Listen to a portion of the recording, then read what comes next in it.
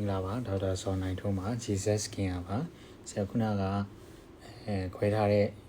ဗီဒီယိုလေးတင်မယ်เนาะအဲ့တော့ဆရာတို့လာတာကတော့ဒီညီမလေးတယောက်ပေါ့เนาะညီမလေးတယောက်နှာခေါင်းဘေးကချင်းဖို့ဆိုပြီးလာတယ်သူနှာခေါင်းရဲ့ပုံစံလေးကိုကြည့်လိုက်တော့ဆရာတို့ကဒီနှာခေါင်းထိပ်ကလုံးနေပေါ့เนาะနှာခေါင်းထိပ်ကလုံးပြီးတော့ဒီနှာခေါင်းအလဲကအရင်ပြားတယ်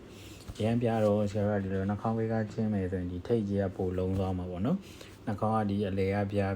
ဒီထိပ်ကြီးကပိုပြီးတော့လုံးသွားရဆိုပိုပြီးတော့ကြည့်ရဆိုးသွားမှာပေါ့နော်ဒီလိုဘေးကိုဆွဲပြီးကျင်းလိုက်တဲ့အချိန်မှာနှာခေါင်းထိပ်ကြီးကပိုလုံးသွားတဲ့ပုံစံကြီးဖြစ်သွားမှာဆိုလို့ဆရာဒီနှာခေါင်းကိုဆီလီကွန်လေးထည့်ဖို့အကြံပေးလိုက်တယ်အကြံပေးတဲ့အချိန်မှာသူကလည်းစိတ်ဝင်စားတယ်ပြီးတော့ဒီဆီလီကွန်ကိုလည်းသူကမြင်းမြင်းထောင်ကြီးထူးထူးခြားခြားကြီးမျက်နှာကြီးပြောင်းသွားလောက်တဲ့အထိမထည့်ချင်ဘူးပေါ့နော်ပြီးတော့နှာခေါင်းကိုလည်းအဲ့လိုတားကြီးမမြင့်ချင်တဲ့အတွက်ဆရာတို့ပုံမှန် eye shape ကို size 40ပေါ့နော် KBN 40 model လေးကိုထည့်ပေးတယ် size 40 model လေးကိုထည့်ပေးတယ်ဆရာပုံလေးတွေထည့်ပြပေးထားမယ်နော်အဲ့တော့ silicone eye shape လေးကိုပေါ်ထည့်တယ်4 mm ပဲထူတဲ့ model လေးထည့်တယ်silicone ထည့်ပြီးတော့ဆရာတို့ဘေးကားခွဲတယ်ဘေးကား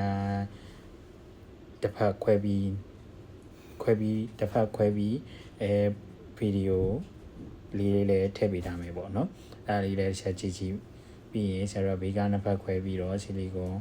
ထည့်ပြီးတော့ဆရာတို့ဒီခွဲပြီးချင်းပုံရဲ့နော်မခွဲခင်ကပုံလေးတွေရဲ့ကိုရှင်းပြပေးထားမယ်အဲ့လေးတစ်ချက်ကြည့်လို့ရတယ်နော်ကျေးဇူးတင်ပါတယ်